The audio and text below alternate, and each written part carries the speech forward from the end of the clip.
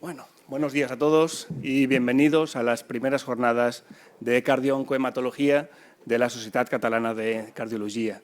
Mi nombre es Pedro Moliner, soy cardiólogo en la unidad de cardio-onco del Hospital de Bellvitge y acompaño en esta primera mesa, en esta mesa de bienvenida, a dos compañeros de cardiología del Hospital Josep Trueta de Girona, la doctora Núria Coma, que es también secretaria del grupo de Cardio-Oncat, y en representación de la Sociedad Catalana de Cardiología, el doctor Sergi Moral.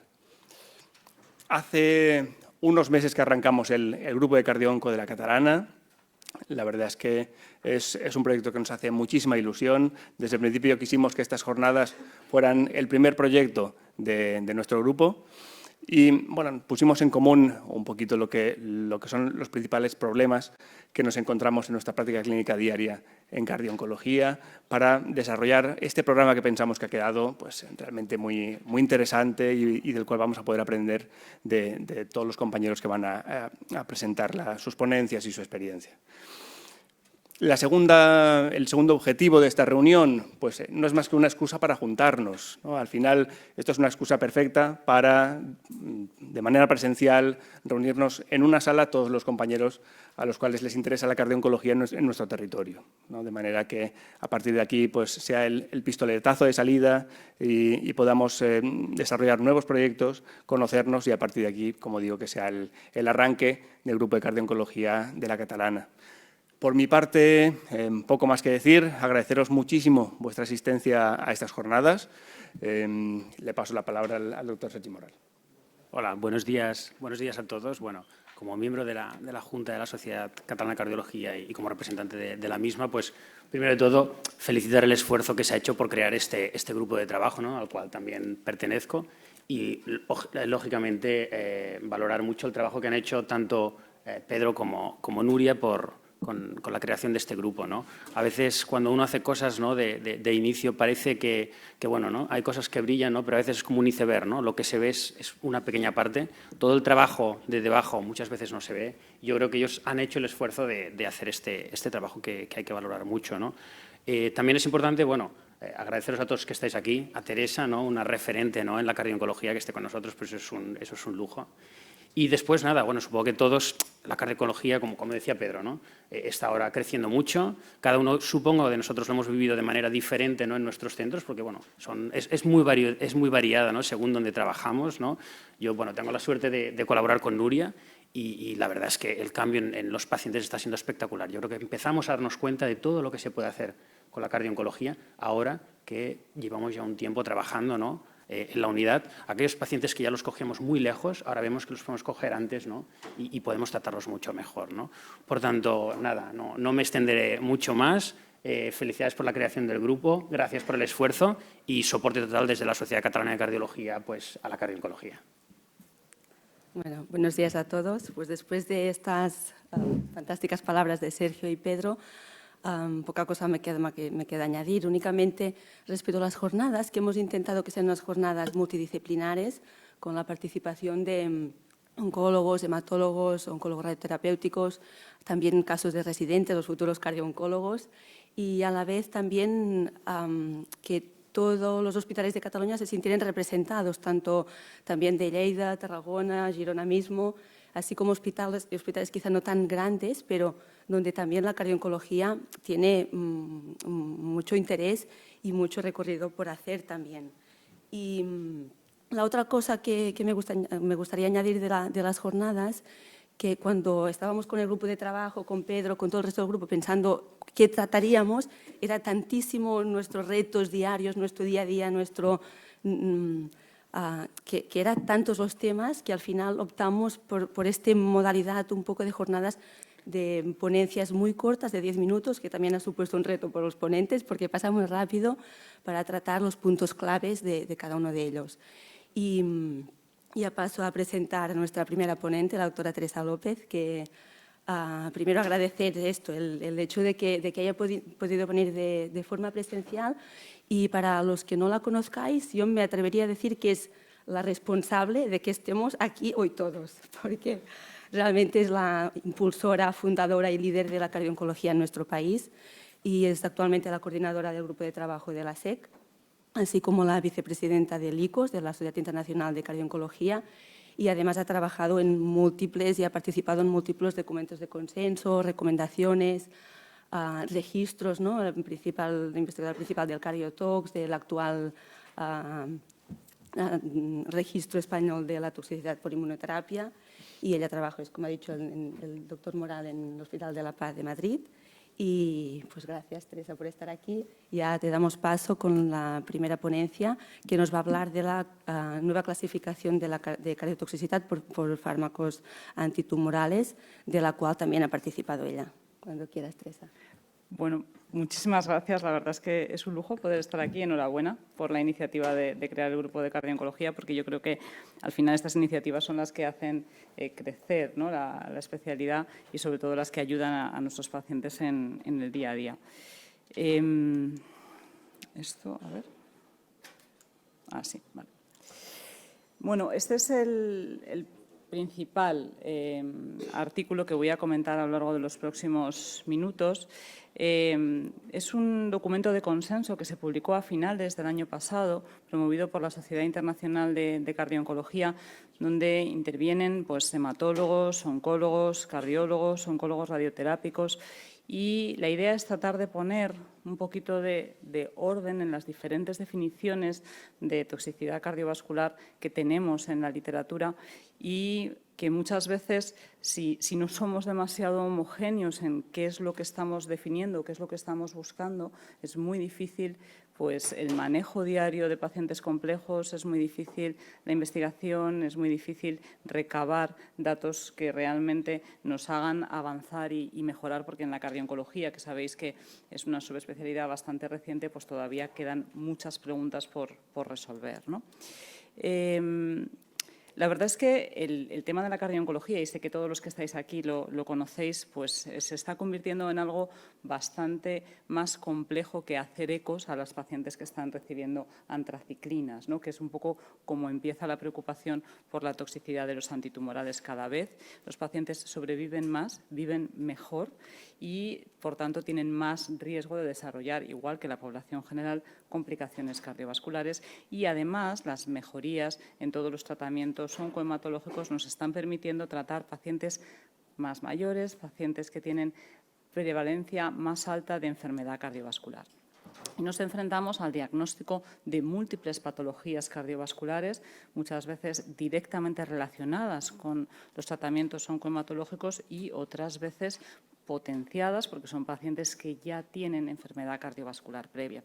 Y realmente pues, la variedad de tipos de toxicidad, la severidad o los factores de riesgo que afectan a cada uno de los pacientes es muy variable, ¿no? También es muy variable el momento en el que aparecen estas toxicidades. Pueden aparecer al principio del tratamiento y complicarnos bastante la vida, incluso si son graves, dar lugar a una interrupción de tratamientos que son muy beneficiosos desde el punto de vista oncohematológico, y muchas veces aparecen de forma tardía. Es cierto que la mayoría de las toxicidades tardías suelen ser toxicidades tardíamente diagnosticadas, y eso es una cosa que estamos aprendiendo cuando hemos empezado a seguir a los pacientes de forma más estructurada, ¿no? Y lo que sí que está claro es que la cardiotoxicidad tiene un impacto en el pronóstico vital de nuestros pacientes. Esto es un resumen de la primera publicación del registro CardioTox que ha comentado antes Nuria. Lo que tratamos es de hacer una clasificación de la gravedad o la severidad de los pacientes que desarrollaban insuficiencia cardíaca relacionada con tratamientos antitumorales, porque hasta ese momento parecía que el desarrollar insuficiencia cardíaca era un blanco-negro. Desde el punto de vista de la cardiología sabemos que no es lo mismo tener una disfunción ventricular leve que una disfunción ventricular grave, o tener insuficiencia cardíaca sintomática o no.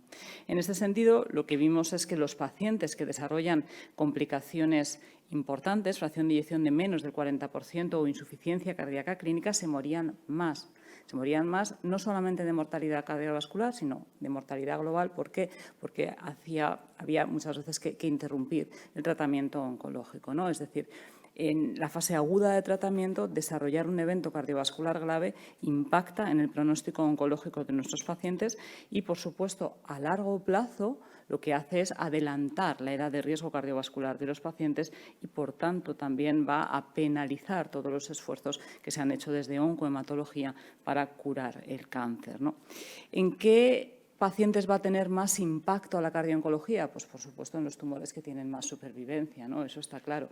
Esto es un análisis de una base de datos americana que se publicó hace ya 3 años en el European Heart Journal, y realmente la cardiooncología tiene impacto en la última línea, ¿no? Que veis que son los pacientes en los que realmente estamos incidiendo de forma muy positiva en la reducción de la mortalidad del cáncer.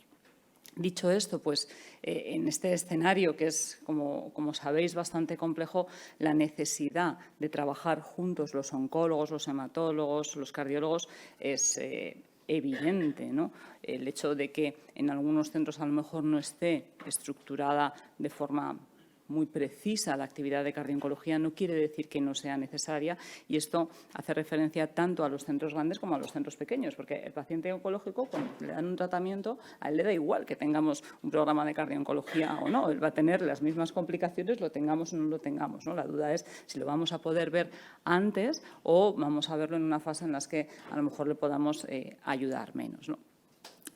Con todo esto en la cabeza, que desde el punto de vista teórico pues parece bastante sencillo, pues la realidad es otra, ¿no? Y la realidad es que todavía no tenemos bien claro cómo monitorizar a los pacientes, ¿no? Esto es un ejemplo, esto es un registro canadiense de pacientes con cáncer de mama y tratan de ver con qué frecuencia se veían a las pacientes y qué riesgo tenían de desarrollar problemas. Veis que los pacientes con trastuzumab, que tenemos bastante integrado que hay que hacer un eco cada 3 meses, pues cuando no tienen factores de riesgo cardiovascular, el riesgo de eventos es bajo con los tratamientos actuales, porque las dosis de antraciclinas están muy ajustadas, porque muchas veces si van a recibir trastuzumab ya no reciben antraciclinas, y sin embargo hacemos un esfuerzo titánico por hacerles un eco cada 3 meses. Y con los tratamientos nuevos, que incluso tanto con factores de riesgo como sin factores de riesgo, las riesgos de toxicidades a veces vasculares o arrítmicas son más altas, pues el screening está muy por debajo de lo deseable. Y esto muchas veces obedece a que no sabemos muy bien qué buscar o no sabemos cómo definir o cómo manejar lo que encontramos. Y ahí un poco el interés de este artículo, ¿no? Este artículo no revisa toda la patología cardiovascular, sino que se centra en estos 5 bloques, que son las complicaciones más frecuentes que desarrollan nuestros pacientes. Y, sin duda, pues estaréis de acuerdo conmigo que el desarrollo de disfunción ventricular por antitumorales es una de las que más nos preocupa en la práctica clínica, porque actualmente es una de las más frecuentes, ¿no? Y hay miles de definiciones en la literatura sobre qué es disfunción ventricular por antitumorales y qué no es. Y eso, pues, nos complica mucho la vida, porque aunque sean diferencias pequeñas, veis aquí las últimas definiciones, en general se basan en un punto de corte de la fracción de eyección. Las diferencias, desde el punto de vista técnico, casi diría yo que son ridículas, ¿no? Porque la variabilidad de la fracción de eyección 2D, que es la que se utiliza de forma general, aunque idealmente habría que usar la 3D, pero la general es la 2D, la variabilidad está en torno al 8, al 10%. Entonces dices, bueno, pues da un poco igual, ¿no? 50, que 53, que 55, pero desde el punto de vista de clasificar los eventos a la hora de la investigación no da exactamente lo mismo, ¿no? Y además la mayoría de las definiciones, sobre todo las definiciones tradicionales de ESI, desde el punto de vista de imagen, no diferencian si el paciente tiene síntomas o no tiene síntomas, lo cual marca unas diferencias pronósticas en la insuficiencia cardíaca muy importantes, ¿no? Fijaros, esto es un análisis del SOCUR. El SOCUR es uno de los estudios que pensábamos que nos iba a resolver la vida y nos ha ayudado mucho, aunque no nos la ha resuelto. Y fijaros la diferencia en la incidencia de disfunción ventricular por cardiotóxicos si variamos de 55 a 53 la fracción de eyección o el strain de 12 a 15 como punto de corte. La mitad de la población tiene cardiotoxicidad o solamente un cuarto de la población, ¿no? Y esto claramente hace que sea muy, muy complicado el entendernos y el tener datos suficientes o suficiente volumen de datos prospectivos para atender a nuestros pacientes. Esta es la propuesta del documento. Primero, partir de si el paciente tiene o no tiene síntomas de insuficiencia cardíaca. Como hemos visto en la gráfica de CardioTox, si el paciente desarrolla insuficiencia cardíaca clínica, independientemente de la fracción de eyección que tenga, es un paciente que tiene peor pronóstico y al que hay que atender de una forma prioritaria, ¿no? Y cuando los pacientes no tienen clínica de insuficiencia cardíaca, pero están recibiendo fármacos que pueden dar lugar a disfunción ventricular, son los biomarcadores y las técnicas de imagen las que nos van a ayudar a clasificar si el paciente tiene o no tiene daño miocárdico, y en este sentido establecemos 3 grupos, ¿no? Pacientes que tienen disfunción ventricular severa con una fracción de eyección de menos del 40%. Esos pacientes sí o sí tienen que recibir tratamiento de insuficiencia cardíaca. Intentaremos no interrumpir el tratamiento oncológico si el paciente está asintomático, pero requiere sin duda una discusión multidisciplinar para ver riesgo-beneficio y alternativas terapéuticas. En los pacientes que tienen disfunción ventricular moderada asintomática, hablamos de fracciones de eyección intermedias, entre 40 y 49%. Cuando la variación con respecto a la función basal es menos del 10%, necesitamos algún parámetro adicional para confirmar que el paciente ha desarrollado disfunción ventricular. Esto no es solamente el punto de corte de una fracción de eyección, sino de dónde viene el paciente y a dónde llega. Es decir, si el paciente parte de una fracción de eyección del 45% y se queda en 40%, esa puede ser la variabilidad de la técnica, salvo que estemos detectando cambios en el strain o cambios en los biomarcadores. Y desde el punto de vista de disfunción ventricular leve, pues hablaríamos de pacientes con fracción de eyección de más del 50%, pero que tienen cambios significativos en el strain, que sabéis que el punto de corte es variaciones superiores al 15% o elevación de los biomarcadores con respecto a la valoración basal.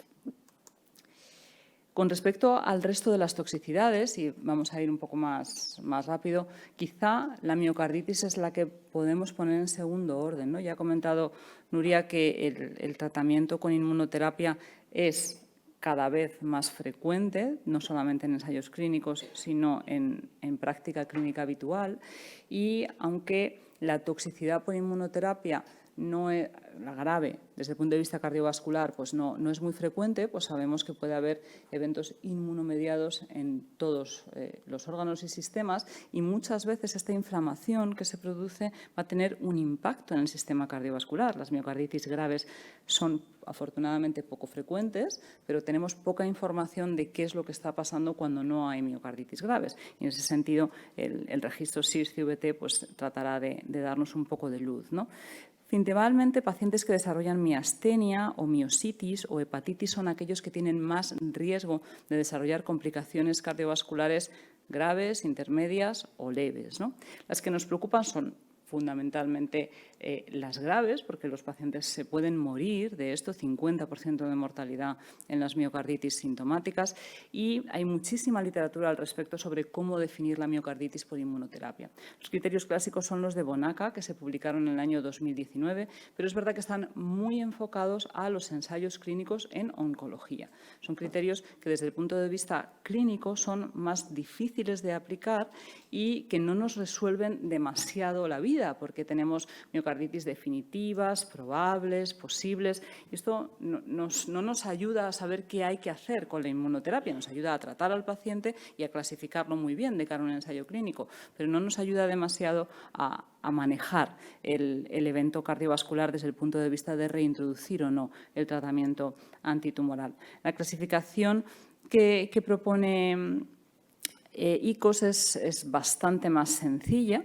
Hay 2 vías de llegar al diagnóstico: la biopsia endomiocárdica, que sería el gold estándar, o un diagnóstico clínico en un paciente que está recibiendo inmunoterapia, que tiene una sospecha clínica de estar desarrollando una miocarditis porque tiene elevación de troponinas, tiene un síndrome clínico compatible, se ha excluido un síndrome coronario agudo o una miocarditis infecciosa y o bien tiene criterios definitivos de miocarditis por resonancia o bien hacemos una combinación de criterios menores, recordando sobre todo que muchas veces el inicio o uno de los primeros datos que tenemos cuando el paciente empieza a desarrollar miocarditis son alteraciones del ritmo cardíaco, bloqueos AV o arritmias supraventriculares o ventriculares y, de hecho, cuando un paciente, aunque la inmunoterapia puede dar lugar a fibrilación auricular, cuando un paciente con inmunoterapia empieza a tener arritmias supraventriculares, siempre hay que hacer una troponina y siempre hay que investigar que no esté teniendo una miocarditis.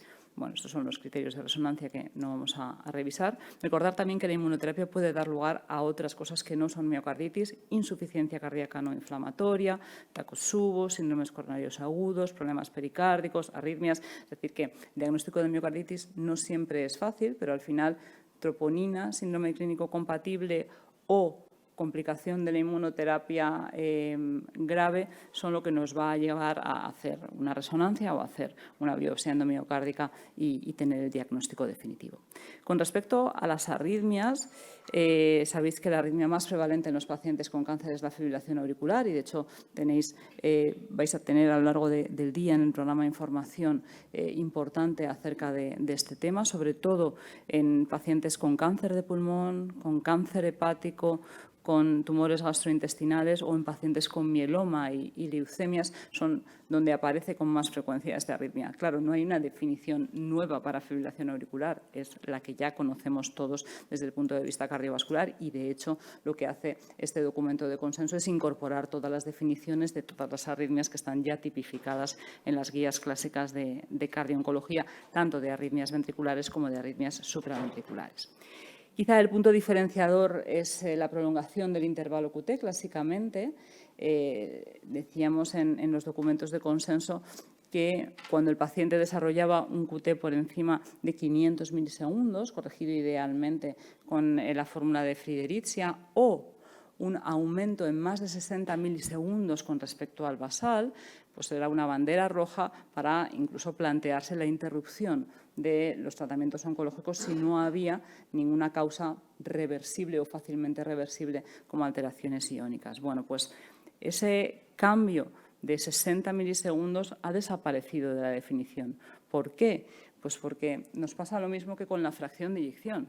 Si yo tengo un paciente en el que le cambia la fracción de eyección de 80, porque a lo mejor lo he calculado así un poco generoso o porque el paciente tenía una situación hiperdinámica y a los 3 meses la fracción de eyección es del 65% y no tiene cambios en el strain y no tiene biomarcadores, no puedo identificar a ese paciente como que ha desarrollado una complicación por el tratamiento. Si yo tengo un paciente que tiene un QT basal de 400 milisegundos y aumenta hasta 460, no hay ninguna razón para que yo interrumpa el tratamiento oncológico o reduzca las dosis del tratamiento oncológico. Entonces, en este caso, igual que en la fracción de eyección, hay un punto de corte absoluto, que es el de 500 milisegundos, que sabemos que es verdad que es arbitrario, pero es arbitrario para la población general, para el QT largo, para todos los problemas relacionados con el QT, pero sabemos que con más de 500 milisegundos aumenta el riesgo de arritmias ventriculares y si se mantiene por debajo de 500 milisegundos no vamos a tener que hacer grandes cosas con respecto al tratamiento oncológico. Es cierto que los pacientes que estén entre 480 y 500 milisegundos son pacientes que hay que vigilar más porque tenemos un margen, una ventana más estrecha para ver complicaciones.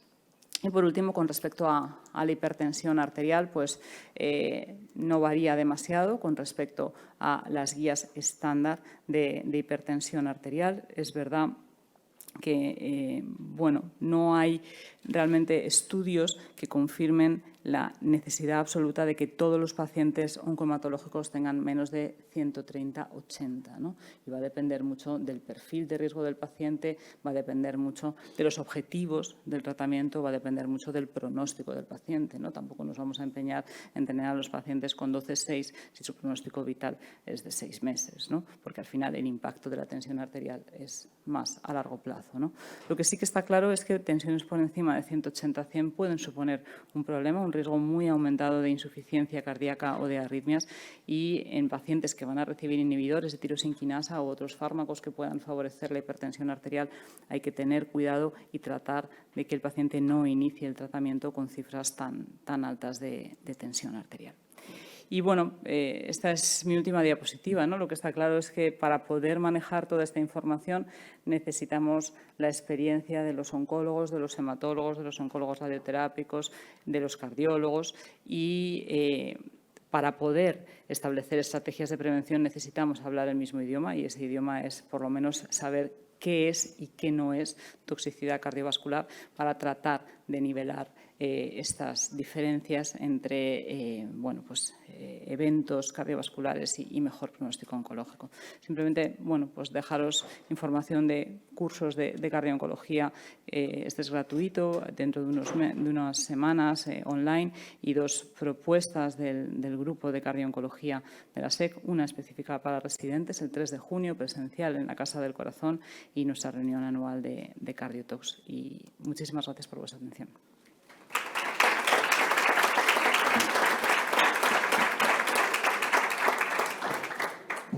Muchísimas gracias, Teresa. Si alguien tiene alguna pregunta y se quiere acercar al micro, sin problema, y si no, yo me quería sumar a los agradecimientos de Nuria de antes, ¿no? Realmente es un lujo poder tener aquí a Teresa, ya no por el currículum que tiene solamente, sino porque realmente lo que pretendemos en el Grupo de Cardiooncología de Cataluña es lo que tú has hecho previamente a nivel de toda España, ¿no? Que es potenciar, el enseñar a la gente, el dar a conocer lo que es la cardiooncología, que realmente tiene sentido, que realmente estamos mejorando el pronóstico de los pacientes, y potenciar la creación y el desarrollo de unidades de cardiooncología en nuestro territorio. Gracias también por la presentación y por el trabajo que habéis hecho de sintetizar y de llegar a un consenso en todas las definiciones en cardiooncología. Yo creo que una de las más importantes es la miocarditis por ICIS que comentabas antes, ¿no? El pasar de una clasificación dudosa, de posible, probable, definitiva, a algo dicotómico que nos ayude en la vida diaria, ¿no? Decir, mira, si cumple esto, sí, si cumple esto, ¿no? Yo creo que ha sido un gran paso adelante. Yo te quería preguntar si tiene sentido a día de hoy, teniendo en cuenta que algunas son oligosintomáticas desde el punto de vista cardiovascular, hacer algún tipo de screening de miocarditis por ICIS, o si de momento haremos más mal que bien. ¿Cuál es vuestra opinión?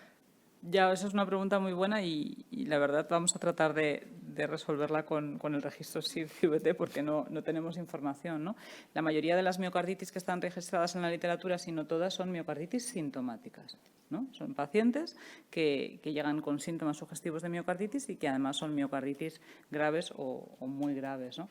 Nosotros, en los pacientes que hay ahora mismo reclutados en el registro, que vosotros también participáis, hay como 100 pacientes, empezó el reclutamiento en el mes de julio, y estamos viendo elevaciones asintomáticas de troponinas y de NT-proBNP en unos rangos realmente bajos, ¿no? Y que, como la visita de los biomarcadores se corresponde con eco y con resonancia, pues no tienen ahora mismo un impacto, ¿no? También es verdad que estamos analizando cómo se comporta el perfil inmunitario en relación con el tratamiento de la inmunoterapia, ¿no? Y hay cambios muy importantes a nivel inflamatorio muy agudos, ¿no? Que a lo mejor pueden justificar esa elevación de biomarcadores que no son específicos, ¿no? de miocarditis, y que probablemente tengan un impacto en todo el desarrollo que hay ahora de eventos vasculares tardíos por inmunoterapia y inestabilización de las placas de ateroma, aumento de riesgo coronario. Pero bueno, nos falta mucha información. Yo creo que el monitorizar con biomarcadores el tratamiento es imprescindible. Otra cosa es qué vamos a hacer con ese resultado si el paciente está asintomático, y probablemente la respuesta es nada, ¿no? Pero son pacientes que sin duda tienen más riesgo cardiovascular que el resto y a lo mejor esos son los que necesitan una monitorización. No sé si alguien más tiene alguna pregunta. Si no, yo también aprovecho a Teresa, su experiencia con la cardio-oncología. ¿Cuál es tu opinión respecto, después del estudio SOCOR sobre el daño subclínico por el strain? ¿Cuál es tu opinión? ¿Aún queda alguna esperanza de...? Sí, ¿no? sí, bueno, cuando yo creo que... el subgrupo... Claro, o sea, hablando un poco con los investigadores del SUCUR, ellos también... Hay dos pegas metodológicas en este estudio que probablemente explican que los resultados no hayan sido los esperados, ¿no? Primero, ellos tomaron como punto de corte una variación del strain del 12% en vez del 15%, porque los estudios originales de su grupo de Negisi cogían este punto de corte. Y 12%, aunque tenían un laboratorio central y todo eso, es un abanico muy, muy estrecho, ¿no? Y que a lo mejor no estás viendo demasiadas cosas y no todas son relevantes, ¿no? Y luego, que realmente ellos cogieron como gold estándar en esta primera fase del SOCUR la fracción de eyección 3D. Entonces, claro, tienes dos grupos, el que le cambia el strain y el que le cambia la fracción de eyección 3D. Y el endpoint es la fracción de eyección 3D. Entonces, claro, no estás comparando peras con manzanas y tu endpoint son peras. Entonces, es muy difícil demostrar, ¿no? Diferencias. Y, en cualquier caso, los pacientes que iniciaban cardioprotección por cambios en el strain, su fracción de eyección final es mejor.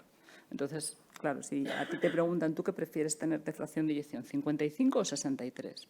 Bueno, pues si se puede, 63. Probablemente sea lo mismo, ¿no? Pero si se puede, si está un poco más lejos del rango de normalidad, 63. Hay una segunda parte de este estudio con resonancia que yo creo que nos va a ayudar realmente a tomar decisiones. Pero es verdad que se han quedado un poco justo. Nos ha decepcionado un poco, las conclusiones finales. Muy bien, muchas gracias. Pues ya damos paso a la primera mesa del día, si queréis, a insuficiencia cardíaca y cáncer. Y todos los ponentes ya podéis subir, si queréis, los moderadores.